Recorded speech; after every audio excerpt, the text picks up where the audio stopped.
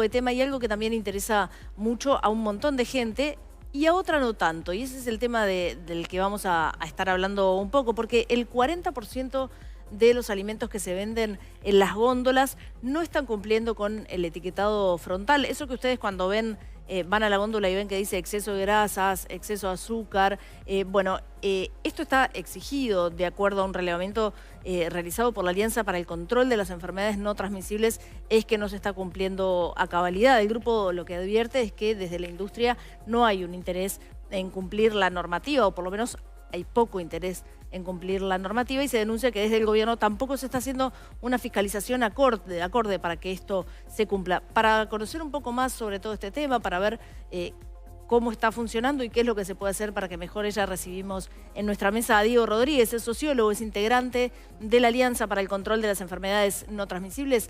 Muchísimas gracias por estar con nosotros y te damos los buenos días. Muchas gracias por el espacio y bueno, la verdad que es un tema que sí que nos está preocupando, el tema del etiquetado. Decíamos que cerca del 40% no se está cumpliendo, no está cumpliendo con el etiquetado de alimentos que debe ser etiquetado. ¿Ustedes esto lo están controlando por parte de ustedes? ¿Cómo es que están haciendo este relevamiento? Sí, nosotros hicimos el relevamiento porque vimos que desde el Estado en realidad no se estaba controlando, y eso de cierta forma cada uno lo puede ver cuando va al supermercado. O sea, uno va al supermercado y últimamente hay que reconocer que se empezaron a ver más octógonos, ¿no? Uno va al supermercado y empieza a ver que la góndola tiene más octógonos. Ahora, la duda que nos queda es, de esos que no tienen octógonos, ¿es porque no tienen realmente, porque no lo deben de llevar, o porque en realidad no están cumpliendo? Y a eso nos enfocamos nosotros, a ver si esos que no tenían era porque realmente estaban bien, estaban cumpliendo, o en realidad debían de llevar y no lo estaban haciendo. El relevamiento da de que de esos que aún no tienen etiqueta, el 40% en realidad lo debería de tener. Entonces estamos hablando de que hay empresas que no están cumpliendo con la normativa. Ahora, uno puede decir, bueno, pero capaz que no son tan evidentes. Hay productos que son, yo qué sé, contienen chocolate, por ejemplo, y que deberían de tener un exceso de azúcares y no lo tienen. Hay otros productos, quizás ahí como consumidores uno dice, bueno, si tiene chocolate seguramente tenga exceso de azúcar. Capaz que si uno quiere cuidarse en ese sentido, toma alguna acción al respecto. Ahora, cuando los productos no son tan evidentes, yo qué sé, una galletita al agua, ¿no? Cuando uno se enfrenta a la galletita al agua, no lo ve como algo que quizás no saludable. Potencialmente sodio, claro. Exceso de sodio, y algunas tienen exceso de grasas. Pasa con muchos productos light además, ¿no? Que son muy engañosos. Sí, lo que pasa es que el light, es verdad eso, y lo que pasa es que el concepto del light es que es reducido respecto del producto original, o sea, del normal, por decir una forma. Pero no quiere decir que no tenga exceso, por ejemplo. Hay light con excesos de sodio, porque además para ir hacia lo light, muchas veces lo que se levanta es el sodio. En realidad esto es, nosotros de nuestra visión es parte de la estrategia de mantener a los consumidores, ¿no? Afiliados a su marca. Porque lo que hace el exceso de sodio o las grasas es aumentar la palatabilidad del producto. Entonces uno se hace adicto a ciertas galletitas, adicto a cierto producto que tienen exceso de eso justamente, pero está todo... A ver, esto no es nada al azar, ¿no? O sea, hay estudios de neuromarketing que muestran, incluso, bueno, ustedes quizás lo saben, te ponen a probar el mismo producto con 3 composiciones diferentes, uno con poco más de sodio, uno con menos, entonces uno elige el que tiene más exceso siempre. Pero claro, eso porque es más sabroso. Porque es el más rico, Exacto. claro. Ahora, Diego, ¿qué pasa con este 40% que no está cumpliendo con el etiquetado? En realidad, ahí lo que debería de pasar es que estamos hablando de que esto es obligatorio desde febrero, ¿no? O sea, ya van 10 meses de obligatoriedad de la normativa, y en realidad lo que debería pasar es que el ministerio ya los debería haber llamado la atención y ya deberían de estar cumpliendo. Digo, a 10 meses te llamo la atención al tercer mes. ¿Y qué dice la normativa si no cumplen? ¿Se advierte, después se puede quitar del mercado? Sí, o sea, ahí depende de lo que quiera hacer el ministerio. O sea, primero se le puede apercibir para que cumpla. Si vuelven a incumplir, lo que se le puede hacer es multar o directamente retirar el producto del mercado. Y ahí también hay que ver las responsabilidades, ¿no? Y esto lo digo porque nosotros interactuamos mucho por redes sociales, tenemos comentarios para un lado y para el otro. Y en realidad ahí lo que uno ve es, dice, bueno, pero en realidad es la empresa que no está cumpliendo y el supermercado, por ejemplo, no tiene nada que ver. Bueno, en realidad lo que dice la normativa es que todos tienen que ver en esa cadena. Porque si yo, supermercado, dejo exponer un producto que no está cumpliendo con una normativa, hoy estamos hablando del etiquetado, mañana puede ser Pongo otra. a mis clientes Exponés a tus clientes. O doy Exactamente. lugar a Entonces, alguien que está incumpliendo la ley. exacto. Y vos estás aceptando vender ese producto que no está cumpliendo. Ujú. ¿Y qué pasa con la competencia? Porque pienso en las empresas que sí lo hacen, que de alguna manera están en desigualdad de condiciones con las empresas que no lo hacen. ¿No hay dentro de la Cámara de Industrias o bueno, dentro del empresariado un llamado de atención a los competidores? Lo que pasa es que ahí una cosa me parece que es la Cámara de Industria, que a veces no refleja la opinión de todas las empresas que están dentro del rubro, ¿no? Nosotros nos contactamos con algunas empresas. Nosotros en esta fiscalización, los que detectamos que no cumplen, en muchos casos nos contactamos con las empresas para ver qué es lo que está pasando. O incluso que nos informen, quizás no debería de llevar, bueno, ¿por qué no debería de llevar? Y así hemos contactado con empresas responsables que sí han venido cumpliendo incluso desde el año pasado, ¿no? Desde antes que estuviera vigente. Desde antes de todos los obligatoriedad. cambios que se hicieron de la normativa, o sea, cumplieron en todos los cambios, estaban cumpliendo. Y esas empresas te responden, vienen cumpliendo, hay otras que no. Entonces ahí tenemos dos situaciones, las responsables y las no responsables. Y las no responsables, además, lo que están incurriendo es en una competencia desleal. ¿Por qué? Porque yo me enfrento a la góndola, ¿no? Y hablando de las galletitas al agua, por ejemplo. Tengo una que dice exceso de sodio y otra que no dice el exceso de sodio. Pero no lo dice porque no está cumpliendo. ¿Cuál voy a elegir? Voy a la que no tiene exceso de sodio, porque galletita por galletita, bueno, voy por esta. Entonces ahí lo que se está haciendo es una competencia desleal y estamos perjudicando a las empresas responsables que sí quisieron cumplir desde el inicio. Por eso yo le consultaba si por parte de las empresas que sí incumplen hay la intención de hacer un llamado bueno, al orden o hay algún mecanismo dentro de sus propias organizaciones para poder hacerle notar a las competidoras que no están trabajando de manera leal.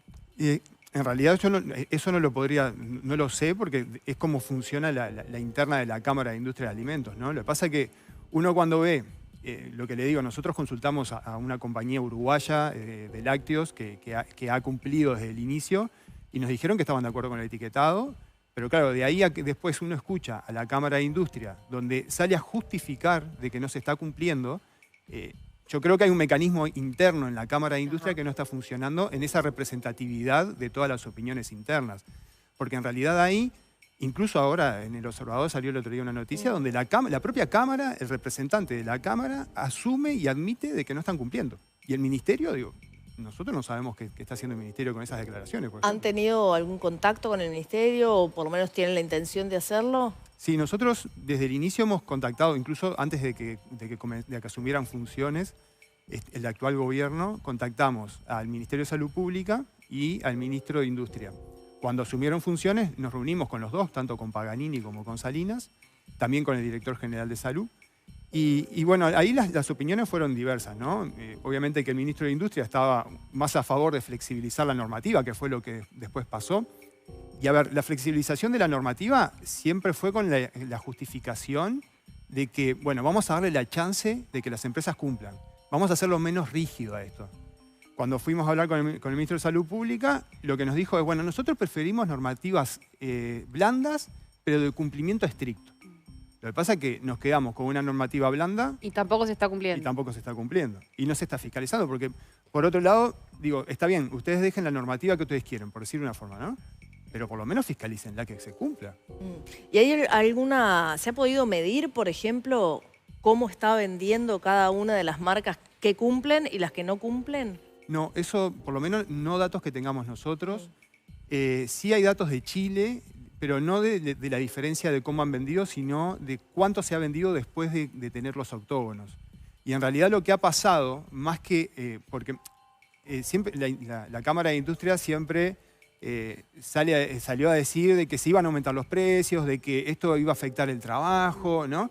Nada de eso pasó en Chile, que es un país donde ya se está aplicando, y además mostraron de que la industria reformuló sus productos para bajarle los niveles de sodio, grasas, azúcares, cosa que no está pasando mucho en Uruguay. O sea, ha pasado en algunos casos, pero en otros no.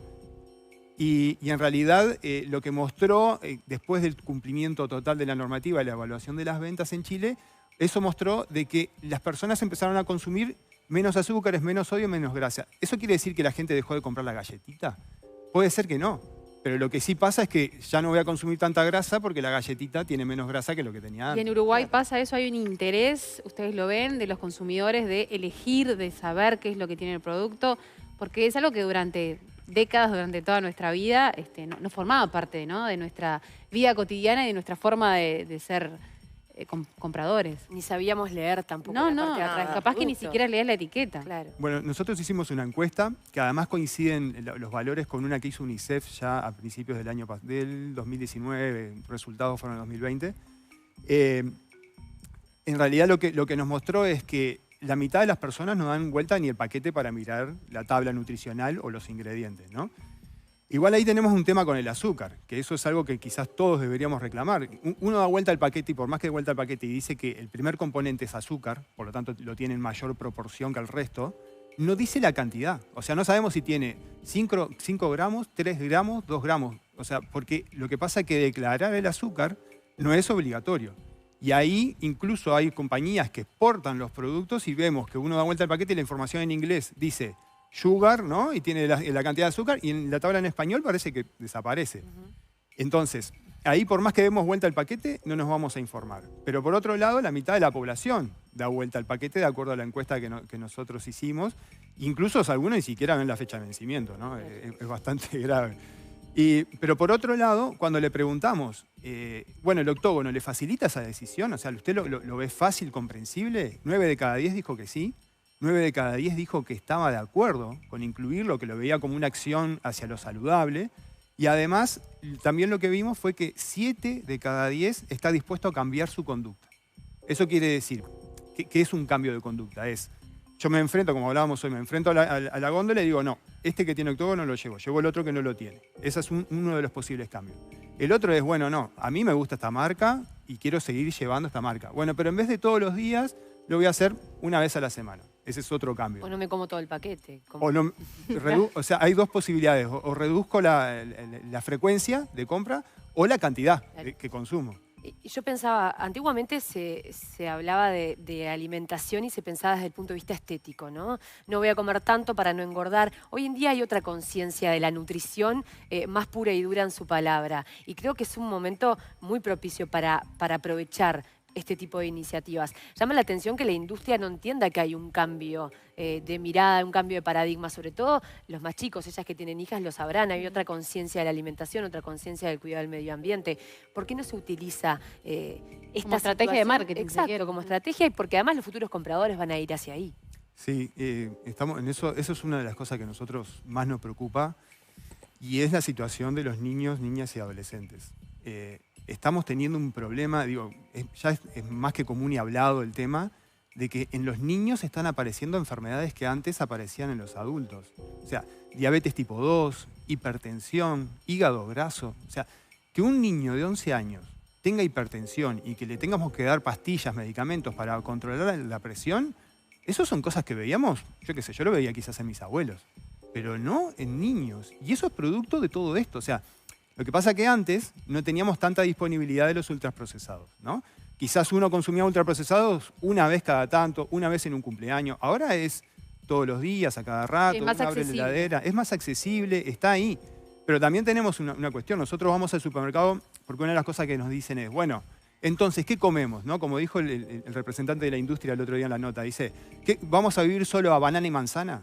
No, la alimentación saludable no es solo banana y manzana. La alimentación saludable es cocinar casero, con no tanta azúcar, con no tanto sodio. O sea, hay un cambio, hay que hacer un cambio de volver a lo que éramos un poco más antes, ¿no? O sea, de la cosa casera, no con excesos. Además, este último tiempo, y eso con datos de OPS, ha mostrado que el aumento del consumo de ultraprocesados ha sido enorme y Uruguay es de las regiones de los que más ha aumentado. Y además eso se vincula con una situación de pandemia donde la gente empezó a consumir más ultraprocesados, aumentó el consumo y además los carbohidratos, ¿no? Mucho harina, mucho cuestiones caseras también, pero también hay que cuidarse de qué es lo que se Mucho pan de cocina. masa madre. ¿Y qué pasa en los colegios, por ejemplo? Sí, ahí hay una normativa que se debería estar cumpliendo, que tampoco se fiscaliza, que es, por ejemplo, no hacer publicidad. Uno no puede ir a la cantina de un colegio o a la escuela, ¿no? En los lugares donde los niños estén expuestos a publicidad de ultraprocesados, ni que lo llamen a comprar eso, ¿no? Pero se puede vender. Pero se puede vender hasta ahora. Ahora, el Ministerio de Salud Pública también tiene un compromiso de brindar una estrategia a las escuelas y además una lista de productos y de cómo hacerlos o de cómo ofrecerlos para que justamente las escuelas puedan ofrecer productos más saludables y no ultraprocesados. Esa es la normativa que existe ahora, no se fiscaliza. Y en realidad lo que estamos viendo, digo, bueno, quienes tenemos hijos, sabemos que incluso uno sabe que, por ejemplo, uno a sus hijos trata de transmitirle, bueno, no lleves papas chip para la merienda, ¿no? Que eso ya es terrible, pero hay chiquilines que lo hacen. Pero claro, uno ve y dice al lado, bueno, pero él trajo papas chip, el otro trajo galletitas tal, y el otro... Sí, ahí depende mucho de la política de la institución, Sí, ¿no? claro. De la maestra o de la dirección. Hay escuelas, por ejemplo, que no lo permiten, que no Exacto. permiten que la merienda No. sea algo chip, por ejemplo, ¿no? Algo no saludable. Ahora, hay una autocrítica de última que yo por lo menos como madre me la hago, capaz que vos también, y los adultos, que está bueno también pensarlo. Si vamos a un cumpleaños de niños, en general, el menú, no digo que todos, pero en general, el menú infantil, ¿qué es?